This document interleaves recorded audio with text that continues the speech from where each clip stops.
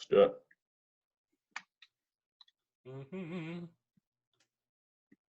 Cool. Here we go. All righty, guys. Welcome to the Real Agent Show, where we interview real agents making a real difference in their community and the industry as a whole. Today, our guest is Mike Urban, owner and founder of the Mike Urban team with Keller Williams. And you're in Boston, Massachusetts now, right? I'm everywhere. I'm everywhere. That's a good answer. I've been everywhere, man. So today we're going to talk with Mike about how he literally went from being a top producer in one area, picking everything up, relocating to a new area just to start another top producing team. Before we get too into that, I'm Brett Baker. With me is Randy Carroll, strategic partner and channel manager at Chime Technologies. Randy's on the front line of the IDX and CRM space, and he has a background in broadcast and electronic media. Mike, welcome to the show. Thanks, Brett. Happy to be here. So I just want to dive right into this by having you kind of walk me through your history as an agent, because you haven't been in real estate all that long, have you? I've been in real estate since like the last couple months of 2016.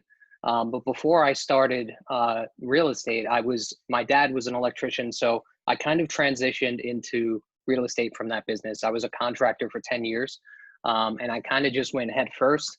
Started cold calling, expireds, for sale by owners, door knocking, and in 6 months' time, in that market, in my Pennsylvania market, I almost sold $4 million worth of real estate, which put me in like the top 50 in the board. And I'm like, how the hell did I get in the top 50 in like less than 6 months?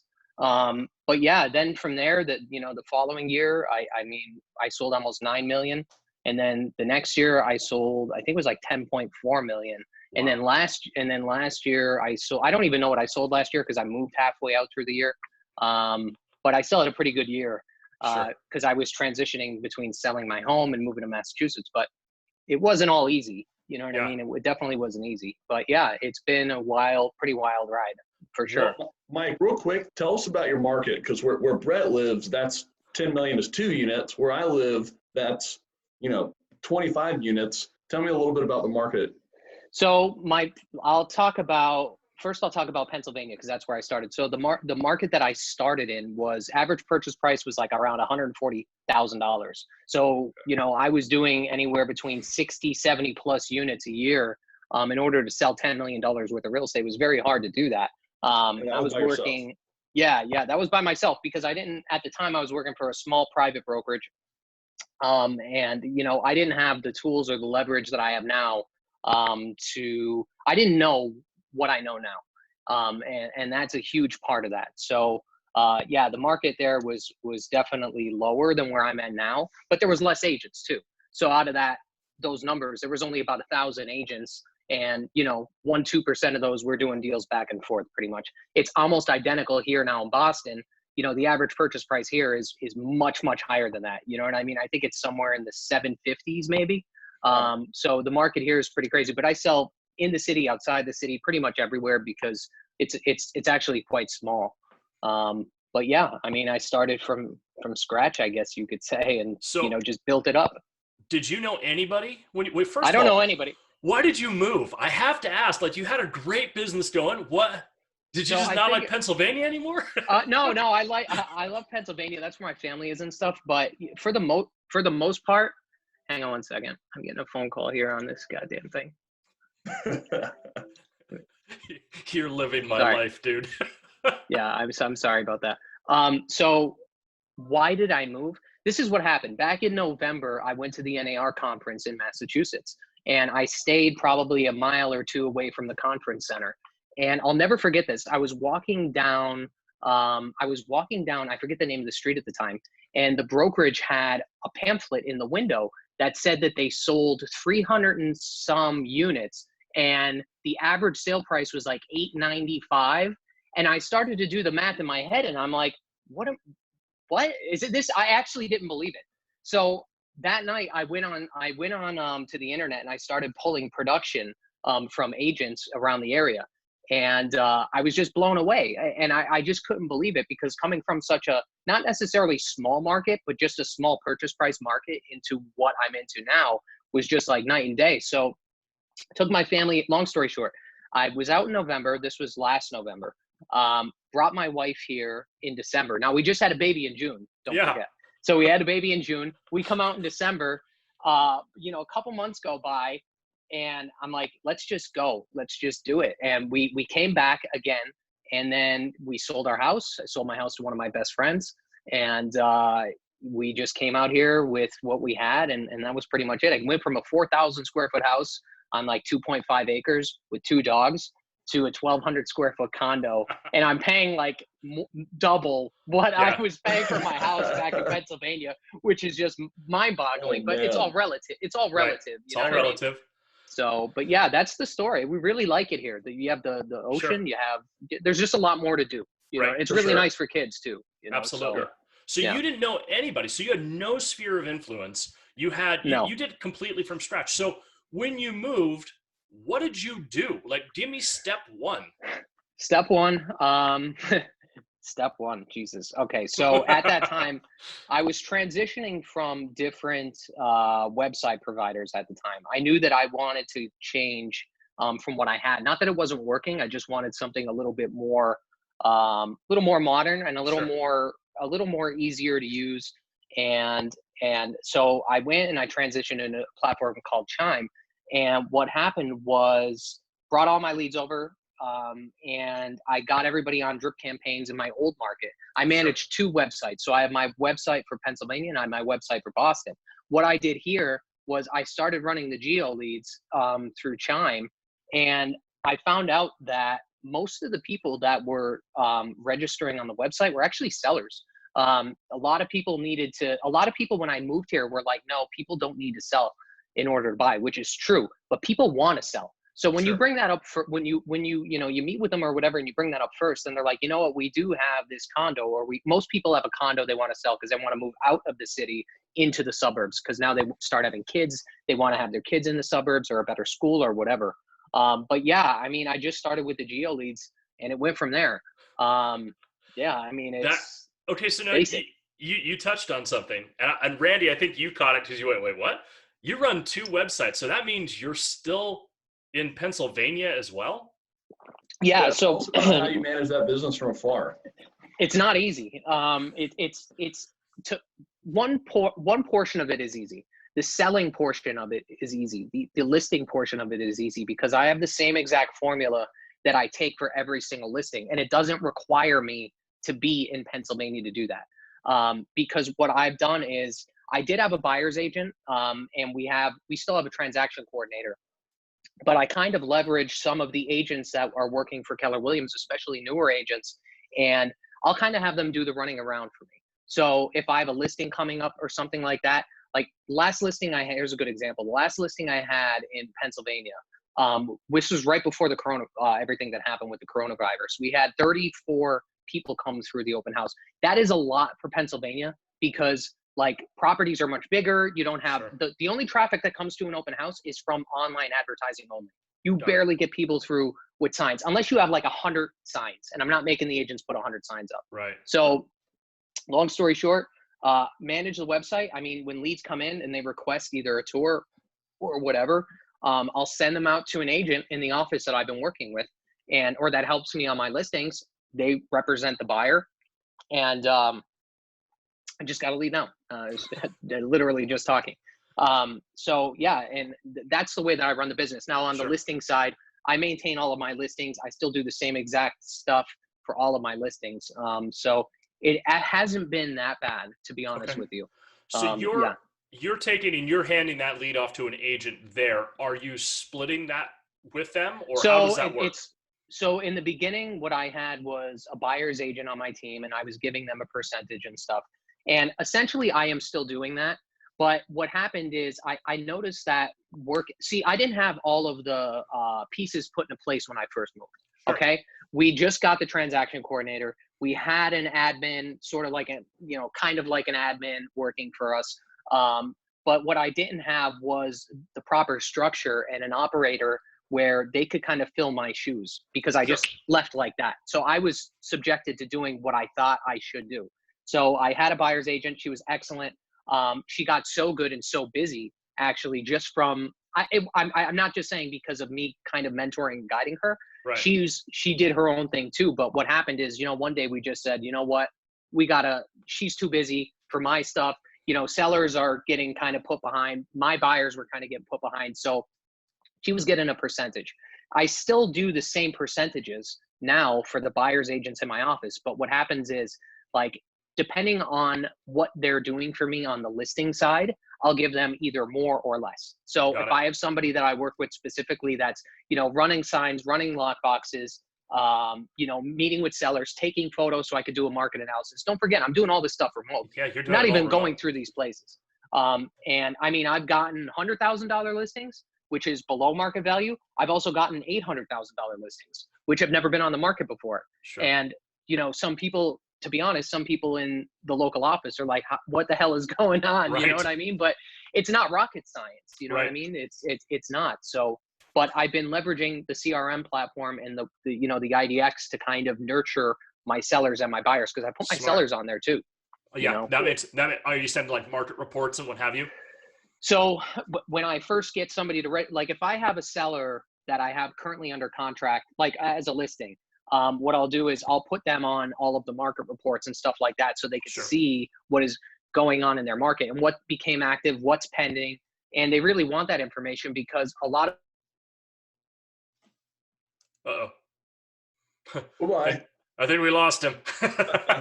That's all right. He will come back. That house was priced at. Sometimes sometimes agents don't even let people know, or their clients know, what's being listed in their backyard. Right. And then they wonder why the house doesn't sell. Well, it doesn't sell because Joe Schmo down the road sold their house for $20,000 less than yours. You should have adjusted the price. Sure. And I've got so many questions. Randy's over here chomping at the bit. I mean, there's so many things we could touch on here. So we're starting to get an idea, Mike, of how your business evolved, right? Individual doing 60 to 70 transactions a year, then some series of events happened, and now you're here in Boston, but you still have a team in Pennsylvania. Tell us about the evolution from individual doing 60 to 70 units a year to growing a team.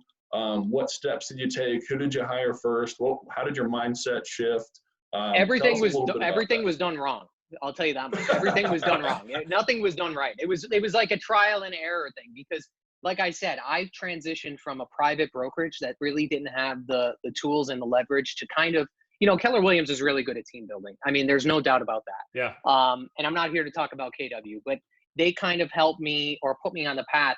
The problem was I wasn't in Pennsylvania long enough to kind of get and sort of build out the entire team before I left, because I wanted to leave to be in Boston for the summer market when I first moved. So the first thing I did is I hired a buyer's agent, which I shouldn't have done, but I was also leaving the area, right? So I needed somebody to cover for me for the time being. So I went from buyer's agent to transaction coordinator, and then that buyer's agent sort of worked out a deal with with an admin that was helping her with paperwork and stuff like that.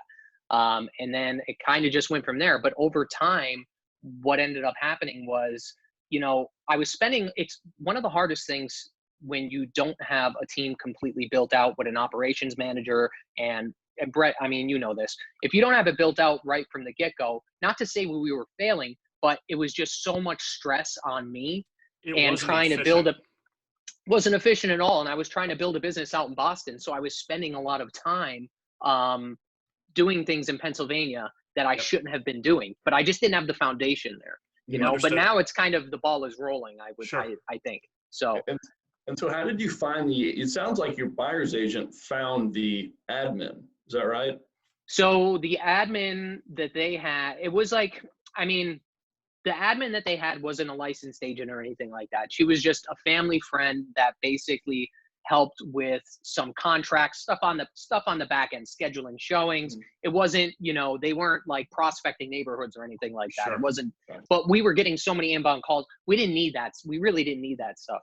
I actually, to be honest with you, we didn't even need, I started the geo leads on Chime in Pennsylvania, and it was just overwhelming. We couldn't, we probably missed so much business just because I couldn't hire another buyer. There was just so much going on. You know what I mean?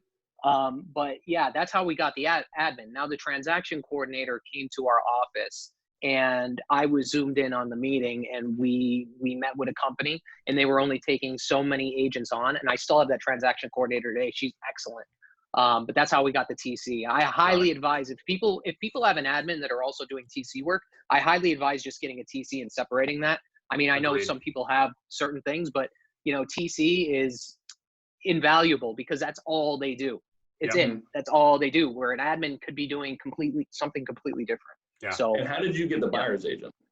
The buyer's agent, actually, I put a post up on Facebook, and I had a lot of messages about hiring a buyer's agent. So a lot of my business comes from Facebook. I literally built my whole entire business. That could be another conversation, but so I put a post up on Facebook, and I had a couple people message me, and one person was an agent from another office that I had done prior deals with. And I, kind of knew her, but had a lot of connections and had the will to want to learn.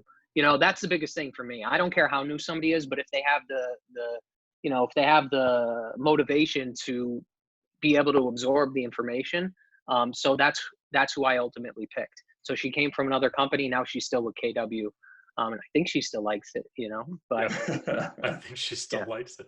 I will say this much, man. And I know most people that are watching this probably don't know how much I love marketing and how much marketing is a big part of my life. Dude, your marketing is on point. You have some of the best marketing material I've ever seen. Do you think that had a major impact on your success in both markets? I think 100%. And here's why. Here's what happened. In Pennsylvania, at the time that I started, I went, I'll just be completely honest. I went on, one of my friends was working in Florida as like a digital marketing something or other. He said, you should go on Fiverr and have somebody build you out a logo. And that's what I did. And I'm not even kidding. Literally, people are going to get pissed off that I said this, but literally every single person in the entire Pennsylvania board on the Scranton board ended up getting like a logo for their name because they saw what was happening. Dude, I swear to God. I mean, I don't care. It's not a big deal. Right. But like, it just was like a domino effect. You know what I mean? That's how it is with real estate marketing, right? Right. Like, welcome to my life. Yeah. I mean, it is what it is. But yeah. So I started that, and I just, branded my name, and it's evolved since 16. Mishmashing ideas. So like sometimes I'll see something from like a Geico ad, and I'll take a screenshot with my phone, and I'll be like, I think and I'll just get on Canva, bing, bang, boom. You know what I mean? So it's the thing that I love. And you're cutting in and out, just so you know. But the thing that I love that Mike does is, I think you're lagging out a little. Yeah, you're cutting in and out on us a bit. That's okay. I'm going to fill in while you come back.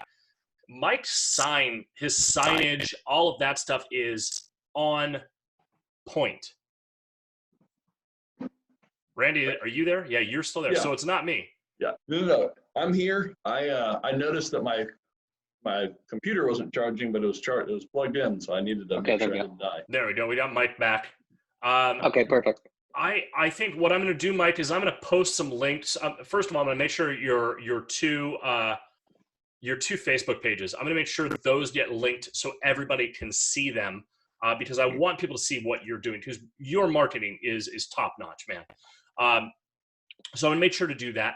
What mistakes? You said you made some mistakes along the way. I made all of them. You made all of them. What would you say the three biggest things that you didn't foresee when you moved to a new area? What do you think the three biggest things that you didn't foresee happening that you could maybe tell us so people could avoid that if they're moving to a new area?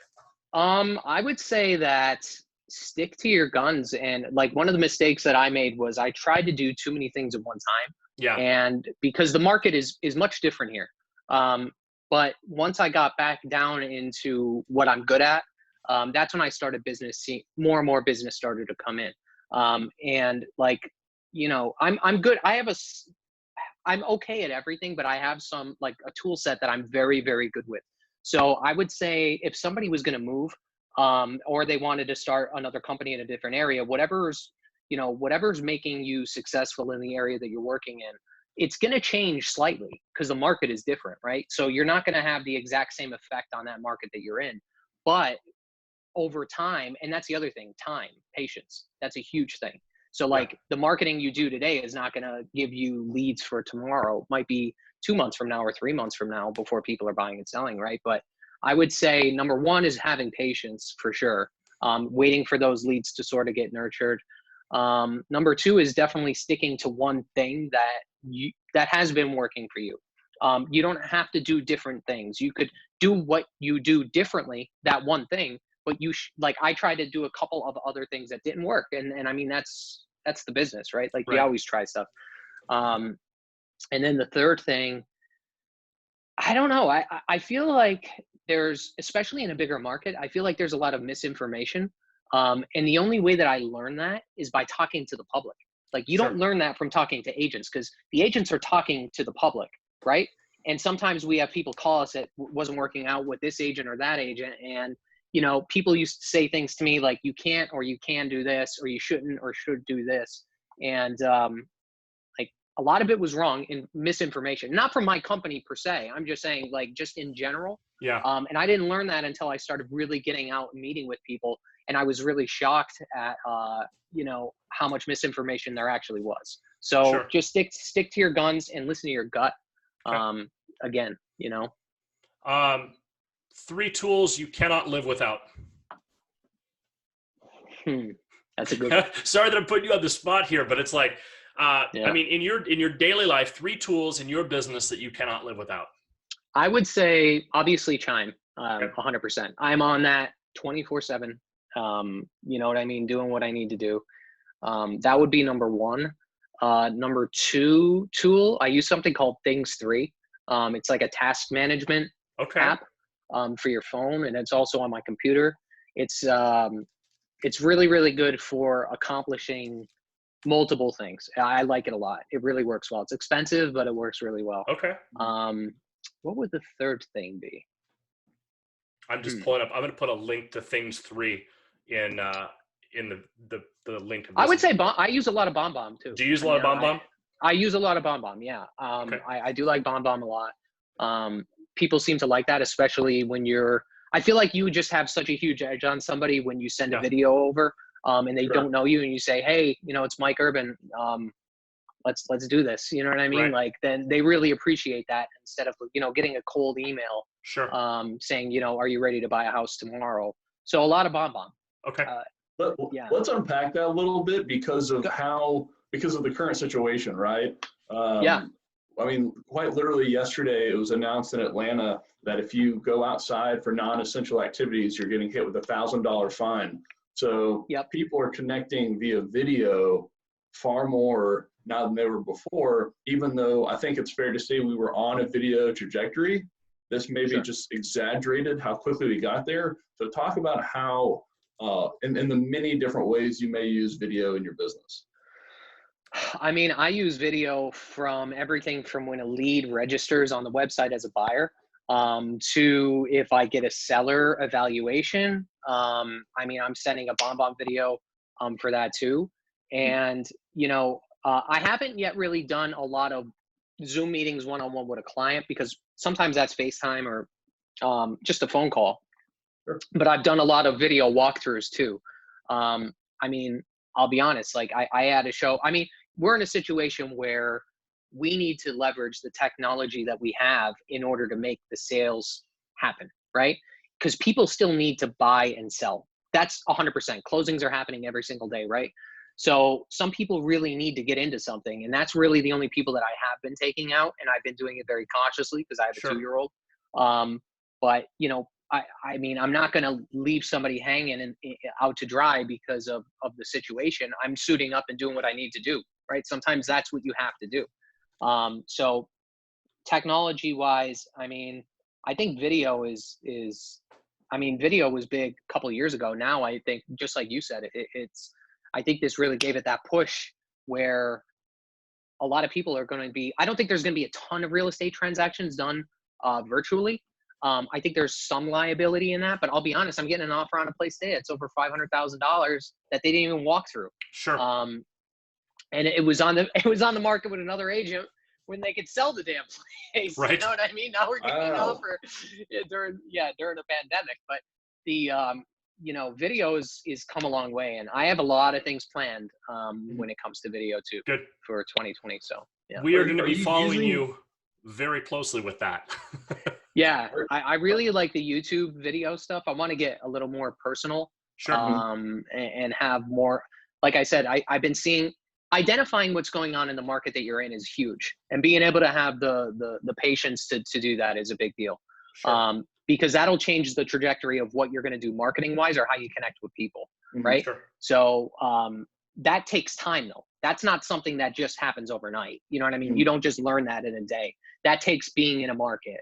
Even in the current market people are sitting in right now, like there's things that they can and they should be doing in order to get more business. So they just need to learn the ways to leverage what they have in order to get it. Right. So you said there's a lot of misinformation. How are you combating misinformation? Is now a time to use video for that? What does that dynamic look like? Yeah, I mean, I think that 100% video is going to be, that's kind of what I've been working on. So I mean, the more people that I meet, the more I realize that there's just a flood of misinformation out there where people, they don't know how to buy or sell a home. And a big thing that happens here in Boston is there's a lot of first-time buyer seminars. Back in Pennsylvania, we didn't have any of that because it's really not a complicated process. But I feel like the more agents that are out there, if one person talks to 5 different agents before they choose their agent, they're going to have so much information, and maybe 25% of what all 5 of those people said is true. And I mean, that's just the fact of reality, right? So I feel like being here, there's just a lot of, people that are out there trying to buy or trying to sell a home, and they think, XYZ is going to work because this person said it. And really that's not the case. So portraying that in video, I feel like is going to be, it's always been there, right? It's always been there. But I feel like if you're an authority on the topic, I feel like there's just a huge value that you could add to the public with that and with the video. You know what I'm trying to say? Agreed. Absolutely. And so how are you instilling trust into people via video and establishing that authority type of reputation, right? Because now, from the consumer's perspective, you're one of maybe 5 other voices they've heard. So how do they know that they can trust you and you are the authority and what you're saying is accurate? I think that, sorry, did I lose you guys? I got another call. There we go. Sorry about that. Man, I need to stop asking questions. I'm sorry about that. So how do you, I mean, here's the deal, right? You need to be, I'm sorry if I keep coming out. This person just keeps on calling me and calling me. Hang on one second. I kind of blew this one, right? Dude, I'm just sitting here like going through my head. It's like, you've had like 3 phone calls during this. Like, how much money are we costing you right now? Yeah. Ooh. You better dig deep. Let me tell you that much. Well, you got the right guy. This is the money guy here. So how do you leverage it? I mean, here's the thing. If you talk with a lot of conviction and you have the data or the analytics to back that up, anybody is going to listen to you, period. I mean, if like I said, I speak with a lot of conviction when I talk because I'm passionate about what I do. And if you have that market knowledge to back it up, or if you don't have it, then here's a good example. I'll give you an example. I was just with a guy, he's an investor. He wants to purchase a 2-unit in a certain area here. It's like $670,000, right? And he asked me what I think about the price. And I said, I'll be honest with you. Like the pricing in here is crazy because like there's like micro neighborhoods and how close it is to public transportation and this and this. And there's a whole slew of things. I said, I'm going to be honest with you. I can't give you a proper valuation on the spot right here. I need to go back, pull the data, do the analytics, send you a market analysis, and give you my opinion. And this guy has been with 3 other agents prior to me. He called me from one of my signs on a listing that I have. And, people appreciate honesty.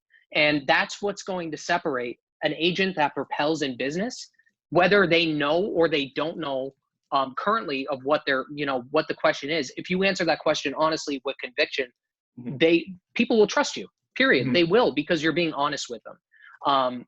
And, obviously having a lot of internal market data in your brain is good too, but like there's so many here, it's really hard because it's not based on school district. And, there's not like 6 school districts you have to know the market for. There's like neighborhoods, and then there's micro neighborhoods in those neighborhoods, and it's crazy. You know what I mean? So, but yeah, just being passionate, I think.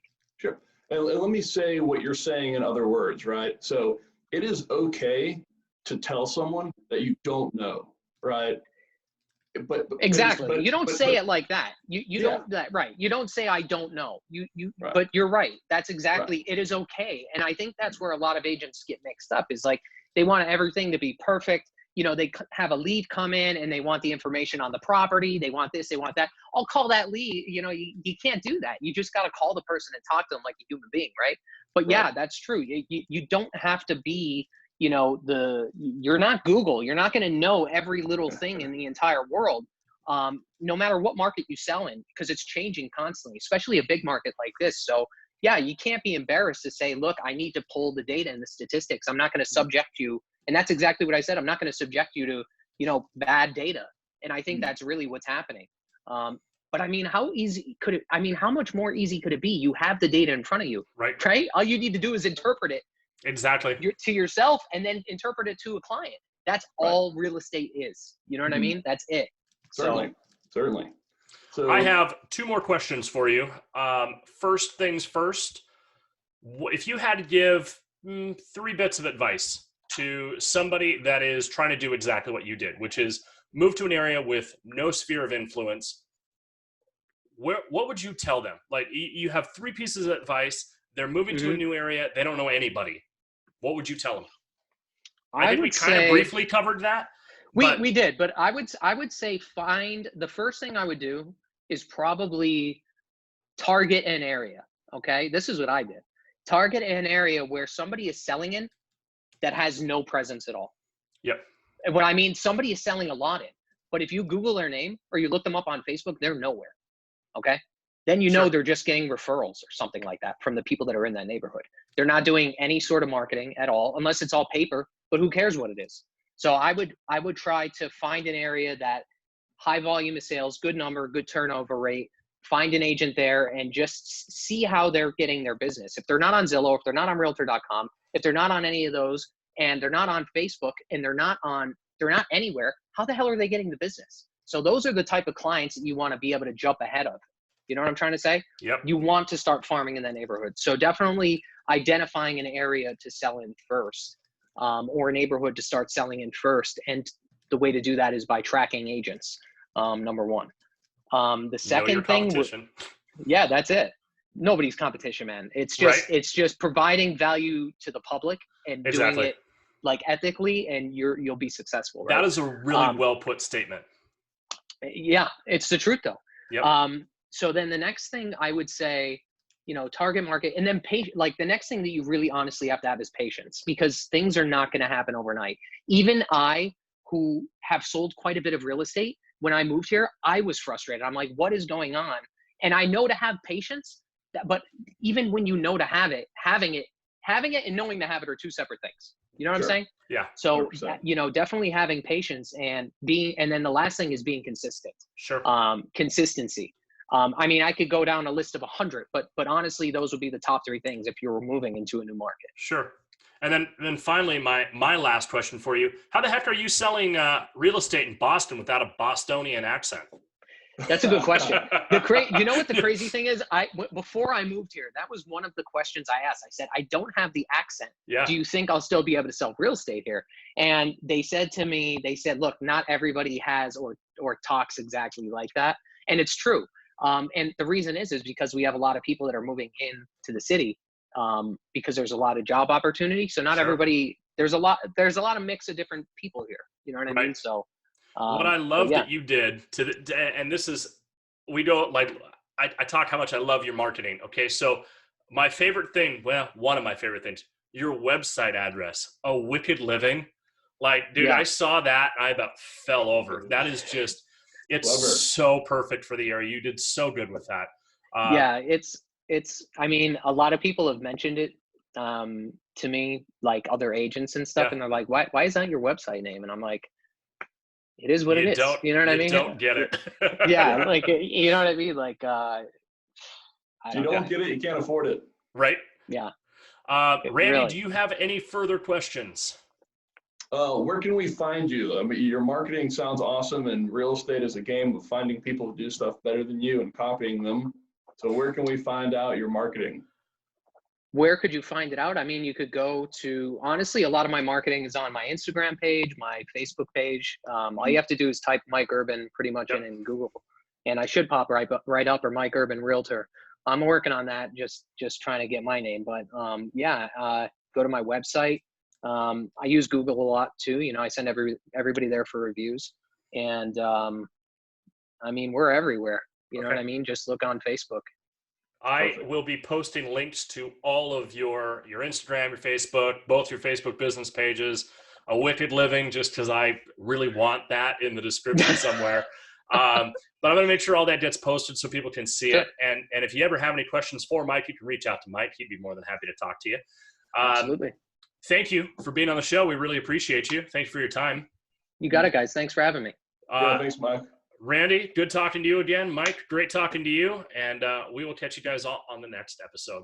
All right, guys. Later. See you guys. Toodles.